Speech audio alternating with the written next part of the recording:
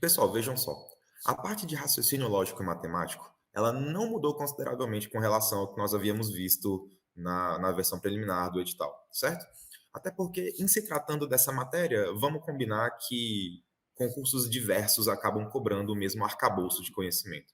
Então, no fim das contas, né, o pessoal que já é concurseiro aí raiz há um certo tempo já tem uma boa preparação, e essa preparação a gente tem que fazer um ajuste fino, certo? Para entrarmos na prova de cabeça, com força, para garantirmos todas as questões possíveis, principalmente na parte, né, pessoal, de conhecimentos gerais. Por favor, a gente não pode se dar, não pode ficar obcecado, como os outros professores falaram, inclusive não somente pelas disciplinas difíceis e puxadas, eu concordo, da parte de conhecimentos específicos, mas a gente também precisa brigar por todos os pontos da prova, especialmente também na parte de conhecimentos gerais, certo?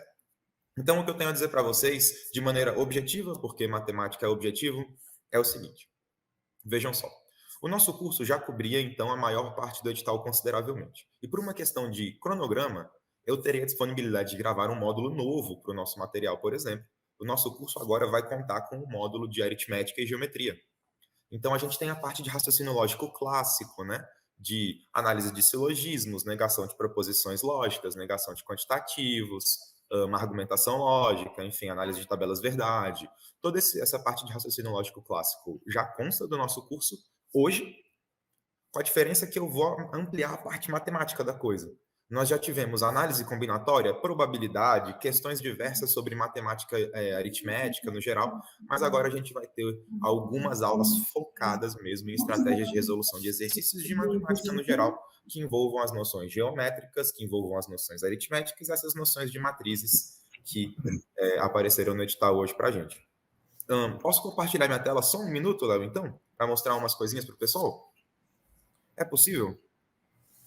Aí eu teria que pedir ao Renato, nosso amigo que está lá no estúdio, controlando tudo. Eu não estou controlando nada aqui. Eu estou só no meu computador. Não, Então, tá bom. será que o Renato consegue? Renato, é porque eu não sei se ele te botou como administrador. Eu não sei se ele tem essa habilidade. Teria que Veja só aparecer aqui comigo embaixo para aqui. você compartilhar. Vou compartilhar tranquilo? Vamos lá. Pessoal, eu só queria mostrar umas coisinhas para vocês, então. Vejam só. Você pode me confirmar, Léo, se você consegue ver um slide na minha tela?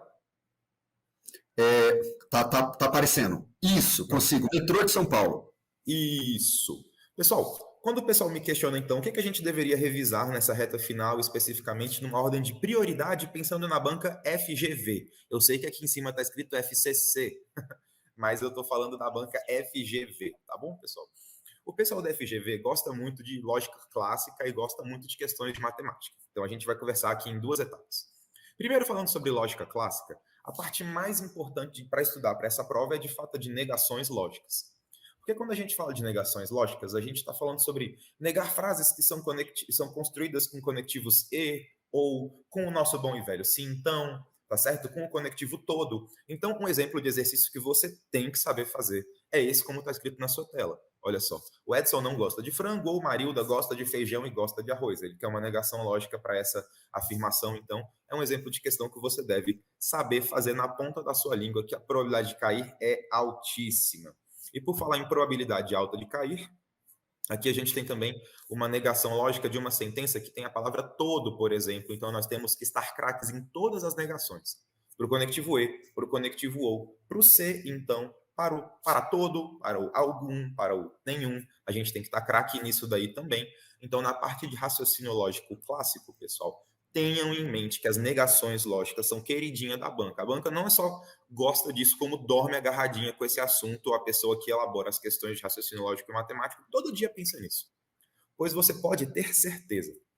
Além disso, do ponto de vista do concurseiro, eu também queria falar que esse modelo de questão, que nem a que você está vendo na sua tela agora, sequências lógicas é o nome, tem um custo-benefício bom demais.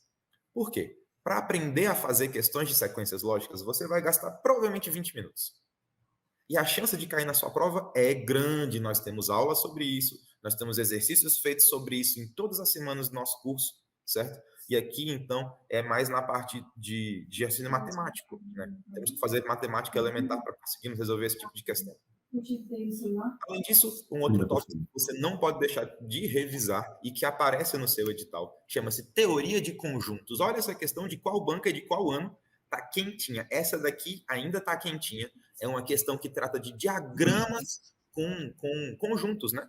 Teoria de conjuntos para calcular o número de elementos numa união, numa interseção, enfim. A gente tem tudo isso daí coberto no nosso curso. E para terminar falando sobre matemática ainda, eu gostaria de avisar a vocês que nós precisamos dar atenção para a probabilidade, como este exercício que você está verificando aqui, um pouco antigo, mas como vocês sabem bem, quando se trata de raciocínio lógico e de raciocínio matemático, as provas anteriores são um prato cheio, as disciplinas jurídicas e que se atualizam com o tempo ficam desatualizadas, isso é verdadeiro. Enquanto que as questões de raciocínio lógico e matemático, essa daqui poderia cair na tua prova. Se não desse jeito, com uma formulação muito, muito similar. E também não podemos nos esquecer desse camarada aqui, que é a análise combinatória. Então, em suma, para você não ficar obcecado por um tópico específico e persegui-lo com todas as suas forças, eu diria que você tem que atuar em duas frentes. Você vai bater na prova pensando em raciocínio lógico clássico, principalmente em negações lógicas e nas equivalências da condicional, certo? Assinar a alternativa que contém uma sentença equivalente à sentença se João é careca, então João é bonito. Então, a gente tem lá diversos tipos de equivalências lógicas para isso. E na parte de matemática, a gente tem que se lembrar da parte de teoria de conjuntos, análise combinatória, probabilidade e sequências lógicas. É basicamente isso daí, pessoal. Interrompi. É basicamente isso daí, pessoal, que eu espero encontrar na sua prova de verdade. Tá certo? É isso daí que eu estou esperando encontrar para vocês enfrentarem na prova de vocês. Papalado, teve gente que perguntou se qual porcentagem você tem aí esperança em termos de matemática e raciocínio lógico. Metade, metade? Eu diria um pouquinho mais, Léo. Eu diria na proporção talvez por exemplo, 2 para 3, né? 2 de raciocínio lógico para 3 de matemática, por exemplo, que é normalmente que aparece. A matemática costuma aparecer um pouquinho mais. Raciocínio lógico clássico é importante, ele tem caído, assim, com muitíssima recorrência, tá bom? Então, algo perto aí desse 2 para 3, eu acho que a gente acerta bem a proporção, tá certo?